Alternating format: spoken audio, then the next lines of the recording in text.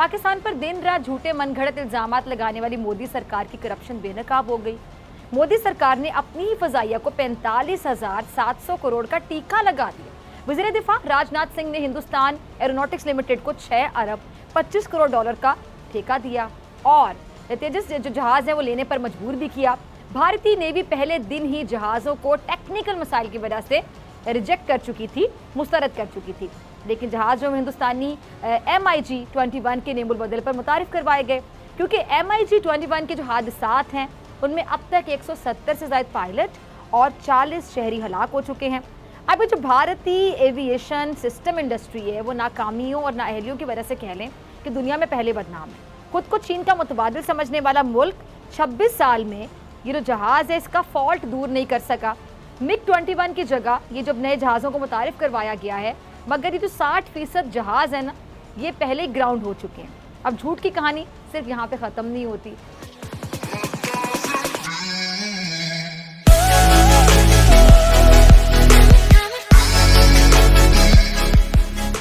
मैं अतर आपकी तरफ आना चाहूंगी। एक जानिब भारतीय सरकार की करप्शन खुलकर सामने आ रही है, दूसरी जानिब भारतीय किसानों के हक में आलमी शोहरत याफ्ता फनकार भी खुलकर सामने आने लगे हैं।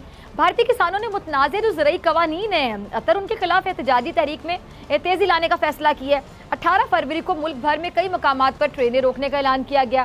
कहीं भारतीय सरकार अपने करतूतों पर पर्दा डालने के लिए अपने मुल्क में कोई साजिश तो नहीं रचा रही? आपको क्या लगता है, आखिर भारतीय हुकूमत किसानों के मुतालिबे मान क्यों नहीं लेती? मसला क्या है, हडल क्या है?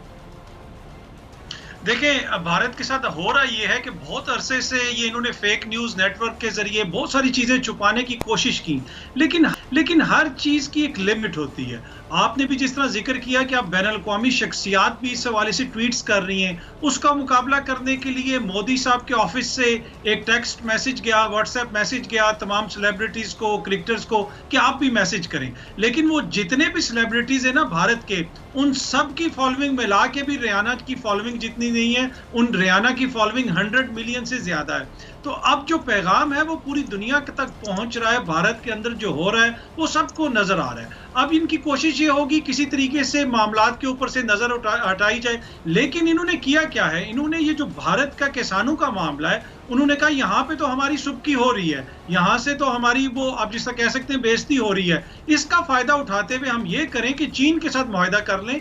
और इन्होंने चुप के अपना जो इलाका है वो चुप करके चीन को दे दिया और उनके साथ मुआहदा कर लिया और खुद पीछे आ गए और उसको छुपाने की कोशिश की। तो अब इनकी ख्वाहिश ये है कि ये किसानों के मामला तो आगे चलता रहे, लेकिन जो लद्दाख में इन्होंने अपना सरेंडर कर दिया है उस मामले को कोई ना उठाए। तो ये तो इनकी कोशिश हमेशा से रही है, लेकिन अब मुश्किल हो गया आजकल के दौर में 2021 में इस तरह की चीजें अब छुपती नहीं है। ठीक है, इस तरह की चीजें छुपती नहीं है। रोहित से जानते हैं, रोहित क्या मसला है, ये किसानों के मुतालिबे क्यों नहीं मान रही है आपकी भारतीय सरकार, क्या मसला है? देखिए फिजा जी, ऐसा है कि किसान जो हैं, हमारी गवर्नमेंट बार बार बोल चुकी कि किसान हमारे हैं और किसानों से बातचीत चल रही है। अब किसानों से जो इसमें बीच में जो रेहाना कूदी हैं और मतलब मियां खलीफा, पाकिस्तान में सब ऐसे खुश हो गए मियां खलीफा के ट्वीट करते ही जैसे ओलंपिक में गोल्ड मेडल मिल गया हो। वहां तक बात ये है कि भाई ये रेहाना और मियां खलीफा अगर बताएंगी कि इंडिया को क्या करना है, तो कल बाय चांस रेहाना को जो 2.5 मिलियन डॉलर्स दिए गए थे, ये भी रिपोर्ट आई है कि वो ट्वीट करने के लिए। खैर, अगर इंडिया ने 2.5 मिलियन डॉलर्स दे दिए और रेहाना से ये ट्वीट करा दिया कि आप अपनी आर्मी बंद कर दीजिए, डिसबैंड कर दीजिए आर्मी, तो आप कर देंगे क्या? उस रेहाना को पता भी है कि किसानों की डिमांड क्या है, क्या उसे पता है कि मिनिमम सपोर्ट प्राइस क्या है? तो वो ये डिमांड लॉजिकल है या इलॉजिकल है, ये रेहाना बताएंगी या पाकिस्तान और आपकी सरकार नहीं सुन पा रही, ऐसे क्या विचारों के मुताबिक बात है? क्या इंडिया बताएगा कि पाकिस्तान को कि वो अपने किसानों से, या आप अपने आज ही एक अहमदिया का एक अहमदिया डॉक्टर का मर्डर हुआ, वो भी हेट क्राइम था, उससे पहले हजारा। तो क्या इंडिया ये बताता है पाकिस्तान को कि हजारा या अहमदिया से आप कैसे डील करें? तो पाकिस्तान हमें बताता है कि हमें फार्म लॉज कौन से बनाए, हमारे कानून कौन से बने, आईन क्या बने हमारा। भाई ये तो बड़ा एक सीरियस इशू है यार। हम लोगों को अपना कंट्री तो चलाने दीजिए। बाकी रेहाना और मियां खलीफा ये सब तो of course they know it, वो क्या कर रहे हैं। वैसे अमेरिकन गवर्नमेंट ने हमारे फार्म लॉस को सपोर्ट किया है, भले ही ये सब करते रहे, अमेरिकन गवर्नमेंट ने सपोर्ट किया, दैट्स मोर देन इनफ। अच्छा वैसे रोहित मेरी बात सुनिए, रिहाना ने मुतालिबात पे तो बात ही नहीं की, उसने तो जुल्म के खिलाफ आवाज उठाई कि जुल्म हो रहा है, किसी भी इंसान को बुरा लगेगा, एक अच्छी सोच रखने वाला जो इंसान होगा तो वो जाहिर बात है वो आवाज उठाएगा। और शुक्र है आप लोगों ने फिर भी, अब इसको भी पाकिस्तान की साजिश, आप ये भी आपको पाकिस्तान की साजिश लगती होगी कि रिहाना को भी पाकिस्तान ने कह दिया।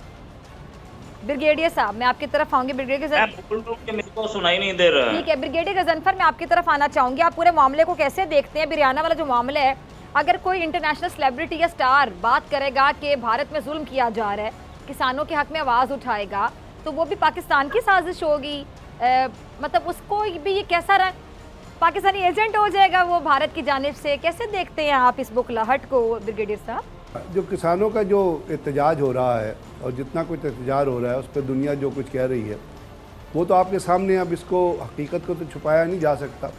और दुनिया अगर बात कर रही है और रिहाना अगर बात कर रही है, या बाकी न्यूयॉर्क टाइम्स लिख रहा है, या वाशिंगटन पोस्ट लिख रहा है, या बरतानिया के अखबार लिख रहे हैं, या इंडिया के ख़ुद अखबार, अपने हिंदू अखबार अगर लिख रहा है, तो या इंडिया के अंदर लोग आवाज़ें उठा रहे हैं, तो वो उस हाई हेडेडनेस के ख़िलाफ़ उठा रहे हैं, उस जुल्म के ख़िलाफ़ उठा रहे हैं, उस दहशतगर्दी के ख़िलाफ़ उठा रहे हैं जो नरेंद्र मोदी जैसे दहशतगर्दों ने इंडिया के अंदर इम्पोज़ की हुई है।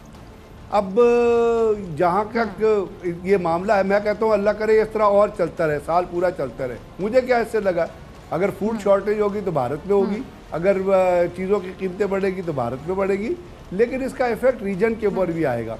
जब रफ़ेल की डील हुई थी ना, रफ़ेल तैयारियों की डील हुई थी फ्रांस के साथ, और कांग्रेस ने उसके ऊपर और बाकी लोगों ने जिस तरह उसके ऊपर करप्शन के इल्ज़ाम लगाए हैं, और जिस तरह इन्होंने अली अंबाली को इनकॉर्पोरेट किया उस तमाम की तमाम डील के अंदर, और उसके ऊपर आपको याद है फ्रांस का एक एक्स प्रेसिडेंट थे, उन्होंने क्या कहा था, फ्रांसिस हॉलैंड, उन्होंने कहा था कि मोदी इज़ अ थीफ, उन्होंने कहा था मोदी एक चोर है, चोर। दुनिया कह रही है कि चीन ने भारत का इलाका ले लिया है, प्राइम मिनिस्टर कहता है कि चीन ने भारत का, तो अल्लाह करे इस तरह की और चीज़ें हों।